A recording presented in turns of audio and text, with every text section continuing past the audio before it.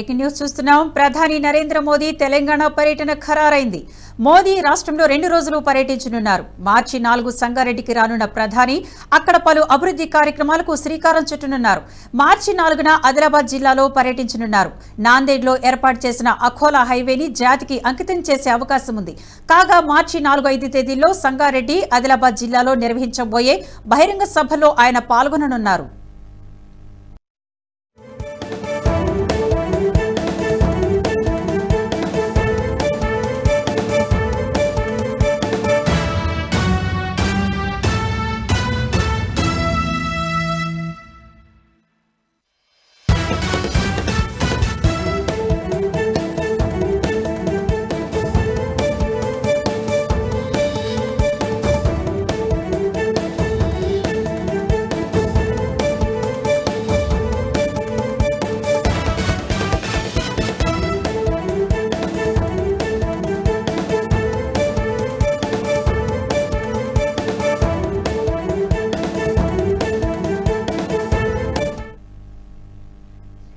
Breaking news చూస్తున్నాం. ప్రధాని నరేంద్ర మోదీ తెలంగాణ పర్యటన ఖరారైంది.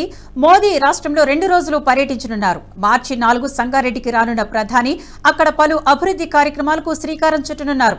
మార్చి 4న ఆదిలాబాద్ జిల్లాలో పర్యటించనున్నారు. నాందేడ్లో ఏర్పాటు చేసిన అఖోలా హైవేని జాతికి అంకితం చేసే అవకాశం ఉంది. కాగా మార్చి 4-5 తేదీలో సంగారెడ్డి, ఆదిలాబాద్ జిల్లాలో నిర్వహించబోయే బహిరంగ సభల్లో ఆయన పాల్గొననున్నారు. ఇక ఇదే అంశానికి సంబంధించి మరింత సమాచారం మా ఎగ్జిక్యూటివ్ ఎడిటర్ శివప్రసాద్ అందిస్తారు. సార్ చెప్పండి, తెలంగాణ పర్యటన మోదీది ఖరారైంది. దీనికి సంబంధించిన పూర్తి డీటెయిల్స్ ఏంటి?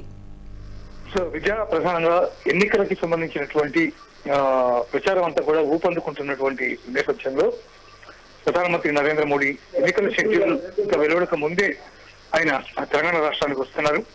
రాష్ట్ర బీజేపీ నాయకులతో ఇప్పటికే దీనికి సంబంధించినటువంటి చర్చలు జరిగినాయి.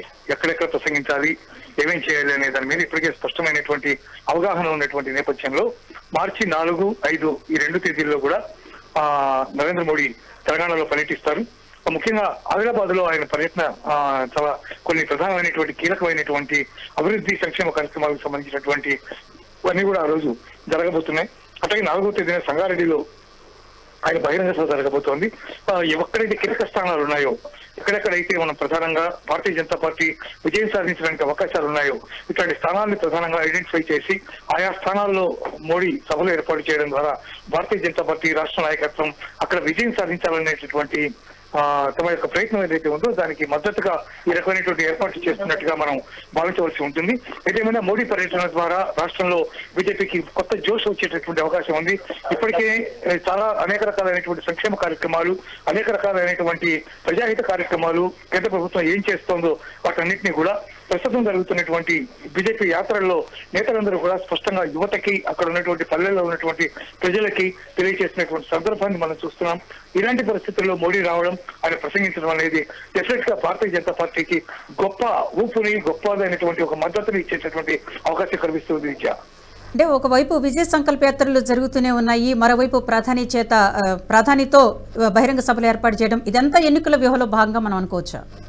డెఫినెట్ గా, ఎందుకంటే ఎన్నికలను ఉద్దేశించి ఎన్నికల నేపథ్యంలోనే ఈ రకమైనటువంటి పర్యటనలు జరుగుతున్నాయి. డెఫినెట్ గా, ఎందుకంటే తర్వాత ఇంకా ఆయన కాన్సన్ట్రేట్ చేయాల్సినటువంటి అంశాలు చాలా ఉన్నాయి. ఎందుకంటే పార్లమెంట్ ఎలక్షన్స్ కూడా ఒకేసారి వచ్చినాయి కాబట్టి మొత్తం అన్ని చోట్ల కూడా ఆయన కూడా తిరగాల్సినటువంటి పరిస్థితి ఉంటుంది. దేశమంతా అందువల్ల సుడిగాలి పర్యటన చేయాల్సినటువంటి పరిస్థితి ఏర్పడుతుంది.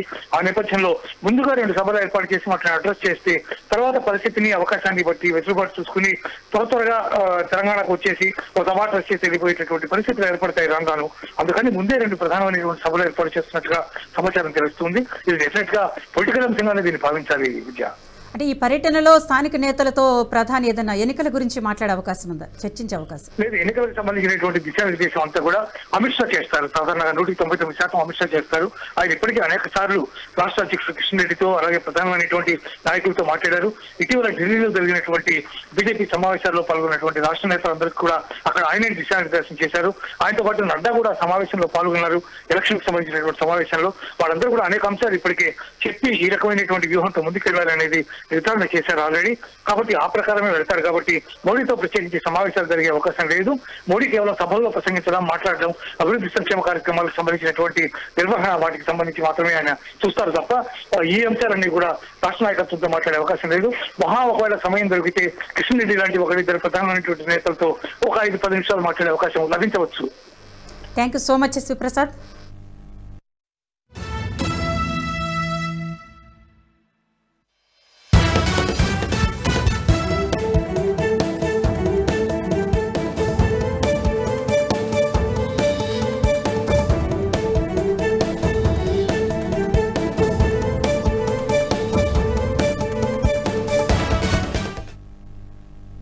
ఈ వీడియో మీకు నచ్చినట్టయితే లైక్ చేయండి, 10 మందికి షేర్ చేయండి. అలాగే కామెంట్ల రూపంలో మీ అభిప్రాయాలను మాతో పంచుకోండి. Nationalist hub group of channels ను సబ్స్క్రైబ్ చేసుకుని తెలుగునాట జాతీయవాద జర్నలిజాన్ని ప్రోత్సహించండి. ఈ వీడియో కింద ఉన్న బెల్ ఐకాన్ పై క్లిక్ చేయడం మర్చిపోవద్దు.